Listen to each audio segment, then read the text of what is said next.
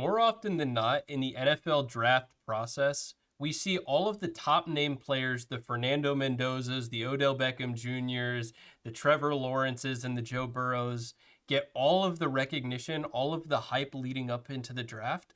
And in doing this, a lot of us forget to realize that there's some unbelievably talented players that are in the mid rounds of these drafts that end up sneaking under the radar. And I think part of it is because nobody's really taking the time to take a deep dive into what is their tape saying, what is their skill set, and where would they best be suited for an NFL defense or an NFL offense. And what I want to spend some time doing is talking about a specific player that I saw when I was doing my own draft analysis, watching film, watching tape, and this guy really stood out to me. And I think while there are some physical limitations that he comes with, I think he's able to make up with those with so much versatility that a variety of different defenses would really benefit from. So we're going to take some time and we're going to look at this mysterious player that I'm going to talk about in a second. We're going to look at some of his tape and see what is his skill set, what is he showing, what are his measurables, and what are teams that I think he would do really well with. And then who's a guy I think he could watch in film that I think would help him develop as a player. So I want to introduce all of you to the number 13 ranked cornerback in this draft class, Chandler Rivers, the cornerback out of Duke. So I have his actual file here pulled up, and these rankings are courtesy of NFLDraftBuzz.com. While I do have some subtle differences in my own player rankings, I found that they do a really in-depth analysis of the player's physical traits, strengths, and weaknesses, which is why I'm using them here. So he comes in at 5'10", 185 pounds. He's a true senior, so he's about 22 years old, going on 23 years old. And these are his measurables. He's 5'10", 185, which is pretty undersized for the position. His arm size is only about 29 inches in length, so definitely on the smaller side of his arm length. And then we look at his strength. He ran a 4.4 flat 40-yard dash. He had a 39-inch vertical jump and a 130 broad jump. So you can see this guy is explosive, he can jump, and he can run. And we're going to see all of that show up on his tape when we watch it in a little bit. And they said that his role was as an outside man press cornerback. But where I think this guy is really going to flourish is in zone-heavy schemes. This guy really flourished at Duke as a guy who could play his zone, read the eyes of the quarterback, and then get into a position to make a play on the football. And a lot of times cause some havoc, wreak some havoc. And I do think he showed a lot of chops in the slot as a guy who you could send as a blitzer at the quarterback as a corner, a guy who could really be sneaky getting around bigger blockers to get involved in the run game, and then also cover a variety of different positions and really lock up some of those smaller underneath routes, whether it's a running back, whether it's a slot wide receiver. He had a lot of versatility. So let's take a look at the footage. So I'm going to introduce you to some of the game tape. And for those of you who don't know or don't follow college football, Duke was last year's ACC conference champions. They finished as a 9-5 record, but had a much better in-conference record. And because of specific tiebreakers, they were able to get the nod over Miami of Florida, who inevitably went on to be the runner-ups in the NCAA football national title. So some would say that it was a little fraudulent that Duke was there to begin with, but Manny Diaz really built a great program here with Duke. And what we're going to see on this play is NC State, who's 3-0 at the time in this game. So both teams are real scrappy, real competitive teams. This is an ACC matchup. Quarterback is going to be looking to target an out route on this play. So what's going to happen is this boundary wide receiver here is going to be running a go ball down the field. And this is a clear out route.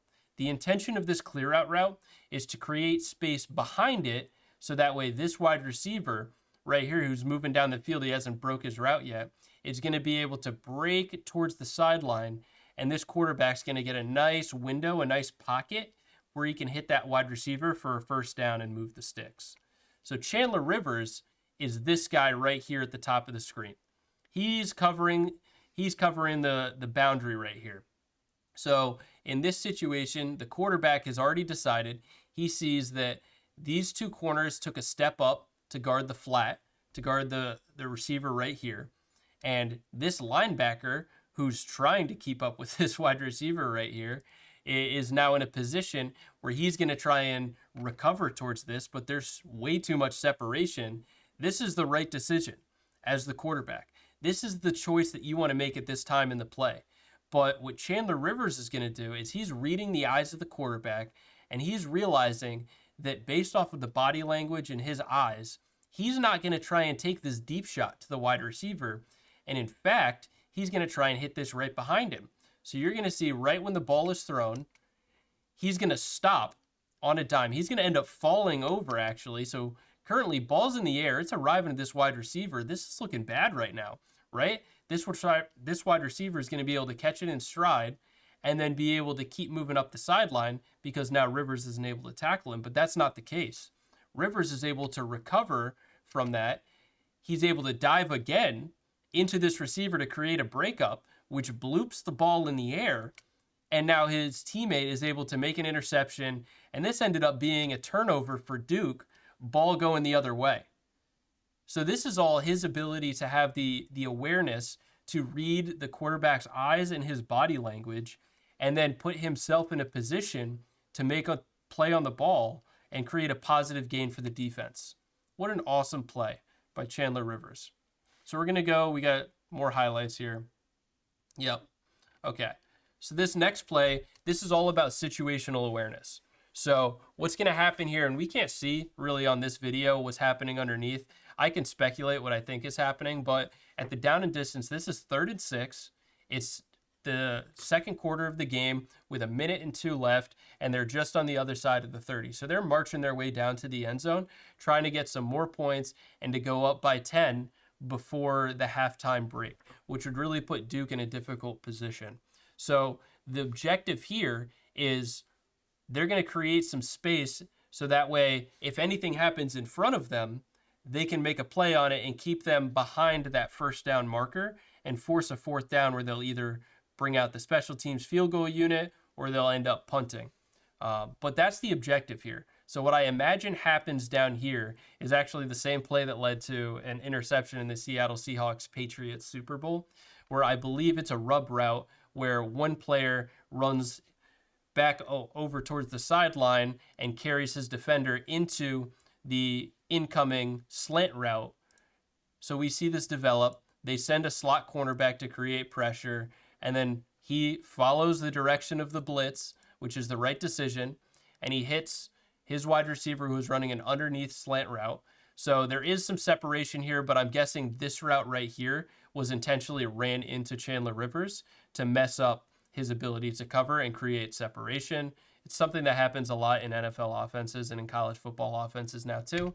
But he's able to recover and make a one-on-one tackle to force the 4th down right before the halftime break here, which is a real heads-up move. Keep these plays in front of you. Okay, so here we go. Once again, this is going to showcase his ability to read the eyes and body language of the quarterback and make a play on the football. So you're going to see him come downhill and make a play. And you're probably like, wait a minute. When we go back here, 35 is guarding this wide receiver. This safety is over here. It's supposed to be with this guy, right? Where is Chandler Rivers? Where is he coming from? He came all the way downhill to try and crash in and make an interception on this play because he was seeing what was happening with the offense. So we get a better idea of what's going on. So he's a boundary guy right now, guarding the receiver down here. And this guy, once again, is going to be running a go ball down the field. Oh, it looks like a little bit of a post route, actually, and they got a little congested right here. So we're following that. There's nothing there. Quarterback rolls out, and he's going to now try and make a throw. So now Rivers is in a situation where he's just got to read the eyes of the quarterback. He's in no position to make a 45, 50-yard throw down the field on the run with pressure in his face, right? So we can rule out hitting this wide receiver. So instead of just staying back here and saying, oh, I did my job, he's going to find a way to get more involved in this play, and he's going to rotate. He's going to see what's coming. The ball is out. He is beelining it down in there, dives, and unfortunately doesn't come up with the interception. But once again, finding ways to get involved and cause disruptions and make turnovers. So here we go. We're against 4-1 Cal, who's 1-0 in the ACC. So another conference matchup that's going on right here. And Rivers is this guy right here. So what you're going to see happen is he's going to be put in a spot where he has to choose between two wide receivers who he covers. His responsibility in this zone is to cover the flat. So what's going to happen in this is they're going to put him at a disadvantage now in his zone in the flat, where he has one guy right here. I assume this is the running back running an out route right here. And then just behind him, they're going to have their boundary wide receiver sit down right here. So this guy is going to cover his zone up deep, and this guy is going to move up and cover his zone more over here in the middle of the field, which is going to create a lot of open space over here in the flat. So Chandler Rivers makes a decision. He says, hey, I'm going to take this check down, this out route right here. And I do say, I think the spacing by the wide receivers on this is not good, which made it a little bit easier to defend. I think he could have drifted a little bit more. And then when this happens, though, you can see Sungapolatele, a true freshman quarterback right here, who is still early in his career. He's had some great throws and some great games, and he's a super talented guy, but has to hesitate because his check down right here is taken. So he's now at a spot where he has to decide. So Chandler Rivers is playing two guys right now. He knows there's a guy behind him. He knows there's a guy right here in front of him. He's got to put himself in a position where he can make a play on both receivers should the pass go there. So he initially locks off this guy, makes the quarterback hesitate. So now he's going to try and float this over the top just enough where it clears Rivers. But this is where that vertical jump shows up. He's going to backpedal, and he's going to jump, climb the ladder, make an interception on this ball. Huge play for the defense right here. His ability to be aware in zone coverage schemes and then make a decision and make the right decision more often than not, I'm amazed by. Look at that. He goes up there, makes the interception. Great play. Great awareness, too. Great situational awareness of where he's at and what's going on in this offense. So now this is where I want to start talking about his ability in a variety of different roles. Everything that we've seen previous, I think, emphasizes a strong skill set in zone coverage situations where he can more follow and read the eyes of the quarterback and then make a play. Now what we're going to see is we're going against 12th ranked undefeated Georgia Tech, another big ACC matchup that's going on right now. And at this time in the landscape of the NCAA, Haynes King was a Heisman front runner. This was one of the best quarterbacks in the NCAA last year. And more importantly than not, he is very talented at running the football and using his legs. And on this play, we're going to see a designed QB run that happens with Haynes King. So this is Rivers right here at the bottom of the screen. And as this outside guy, his first responsibility on this is to get contained. We don't want Haynes King to be able to bounce this to the outside. We want to force him inside where we have more guys that are around that can also help with making a tackle. So right when the ball is snapped, we see that there's going to be a designed run, but Rivers is crashing down to create contain, so there's no boundary outside option. And what we see on this blocking scheme is they ended up pulling their right tackle, and now they have a right tackle, a big right tackle, coming to seal off 5'10", 195-pound Chandler Rivers.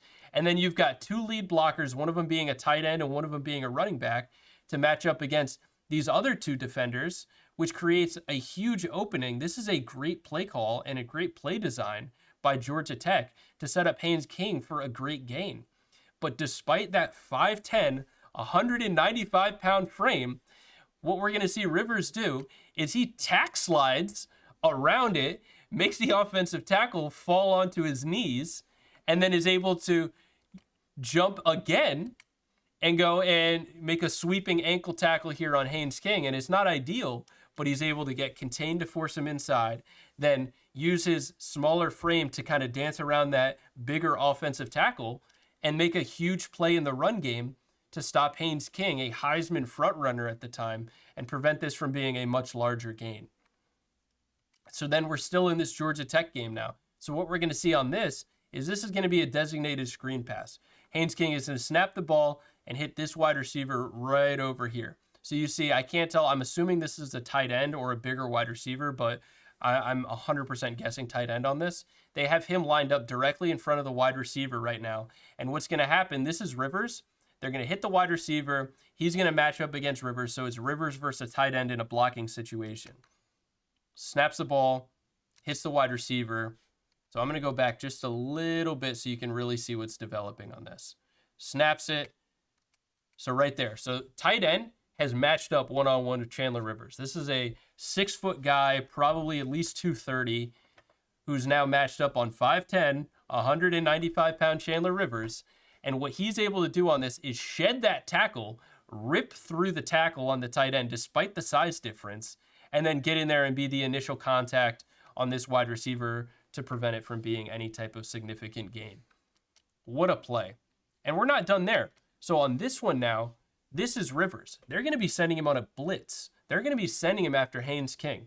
And here he goes. So he's going after this, and Haynes King is able to diagnose that this is a blitz, and they're sending a corner in the slot. They're sending Chandler Rivers at us now. So what a lot of quarterbacks are taught to do is to attack where the blitz is coming from. So in this situation, this wide receiver right here is probably going to go right up to the sticks right here, probably go about 5 yards and then break out. So that gives him a lot of leverage to the outside because this linebacker now is not going to be in a position to try and make a play on that ball. So Haynes King is probably going to be waiting for this play to break, and he's going to have the ball go right there. But what Rivers is going to do is he comes around the edge, and he's going to make a jump dive to swat this ball because he knows that he's going to get hit by this much larger left tackle, and it's probably going to send him off his path. So he needs to do whatever he can to make a play on this ball.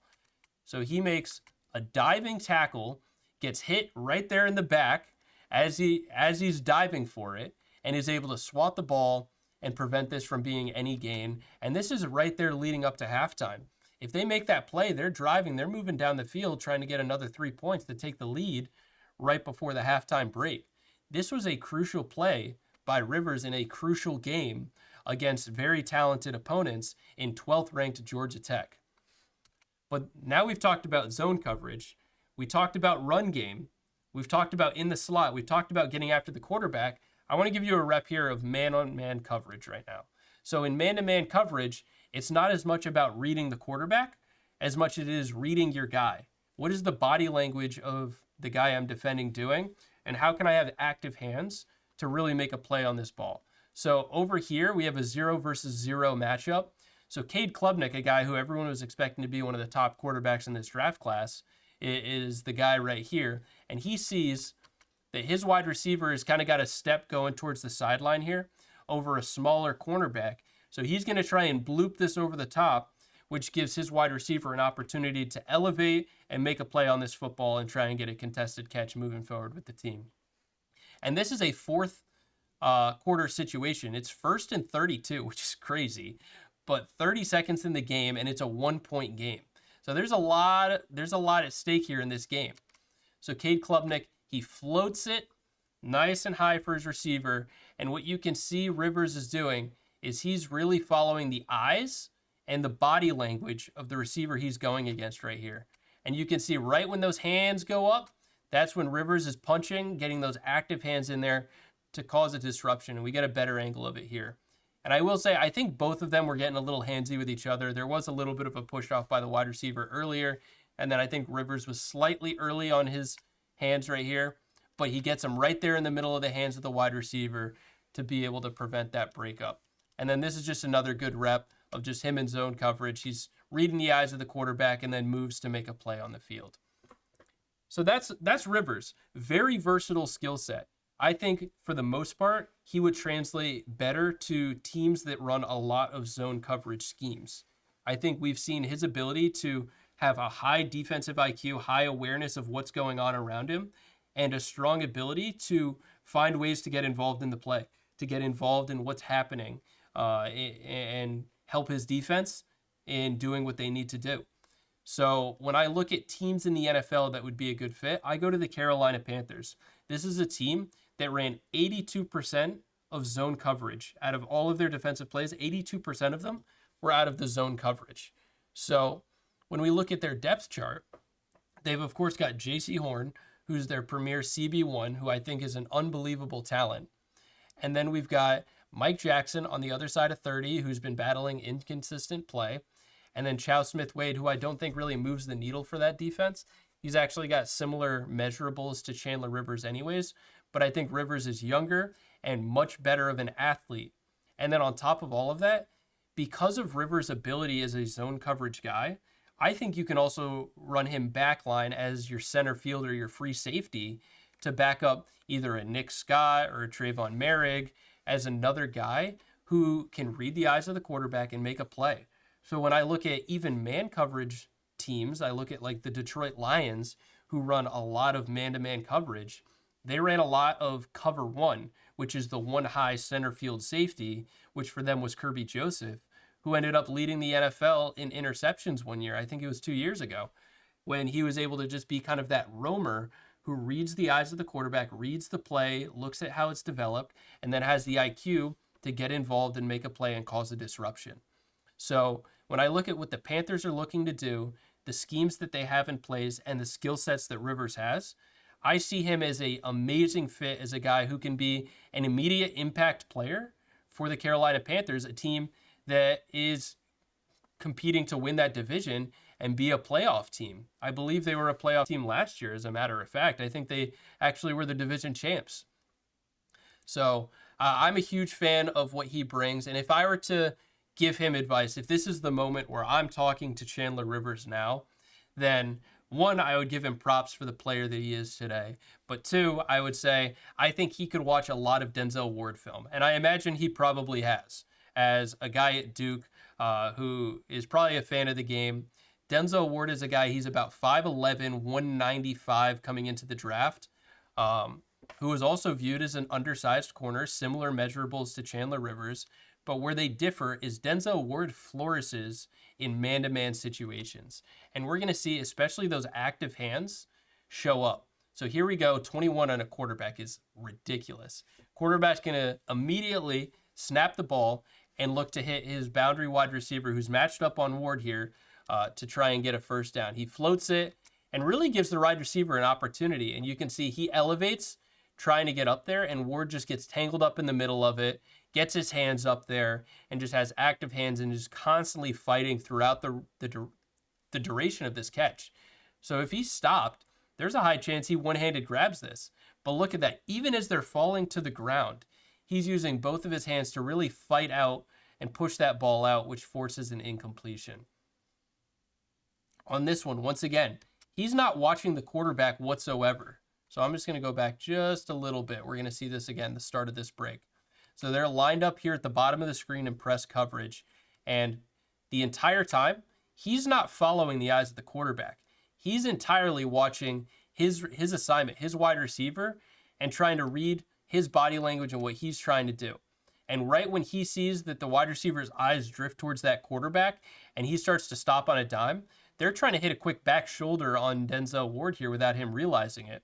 And he's able to stick with this, keep his hands in there, and fight it out and prevent this from being yet another completion in what's appearing to be a pretty close game. They're down to Indiana 7-3. And this was not the Indiana of the Curt Cignetti days. This was not a great team in the Indiana Hoosiers. Little back shoulder, punches it out. Great job. So here we go again. I think this is the same play one more time. Is able to really get involved and break it up. So now we have an end zone target. Or no, this isn't an end zone. This is an out route, but let's go back a little bit so we can break this down a little bit more. So once again, he's got press coverage. He doesn't really jam him at the line of scrimmage. And right now in this situation, this is a high leverage opportunity for the quarterback. So the wide receiver was able to get that inside position. He's going to be breaking in. And this is what the quarterback is seeing, is this is now a great opportunity to bullet this into him, hit him right on the numbers where he can make a catch and keep that undersized cornerback in Denzel Ward on his back. But what happens is Denzel Ward doesn't tolerate that. He fights around and is able to, while avoiding too much initial contact before the ball is tipped, able to throw that hand in there and swat it down and prevent the receiver from being in a position to make this catch. He really went off in this Indiana game. Here we go, more Indiana, and they're still down. This is the second quarter. Ohio State's offense has really not been able to put points up, and Indiana has been in the lead and control this game. So now here we go. They're going to be targeting Denzel Ward the entire time, and man, he's reading the eyes of his wide receiver, and then active hands. Just really pushing those hands up there to go ahead and make a play on this football. So we'll see it once again. They're running a fade route. They're trying to hit their guy. Pushes those hands right up there, right at the catch point to prevent anything from happening. We'll get one more right here at the end zone. Nothing's happening. Nothing's happening. He's on him like glue. So, is he a perfect prospect? No. Chandler Rivers is not a perfect prospect. Does he have physical limitations? Yes. Being 5'10 and 185 is not ideal, especially at the NFL level. However, his ability to be versatile as a zone coverage guy, as a slot guy, as a guy who can blitz after the quarterback, a guy who can shed off bigger tacklers to get involved in the run game, as a guy who really showed sound technique in man-to-man coverage situations, I think has a lot of room to become an impactful player and an impactful starter on a variety of defenses. And I think there's a lot of opportunity for him to grow, and I just think that getting him in the third round is such a value that I think that teams should really consider him even in the later to mid second round. But that's Chandler Rivers for you. Let me know what you think of this player. Let me know if you want him on your team, and I'll catch you in the next one. See you later.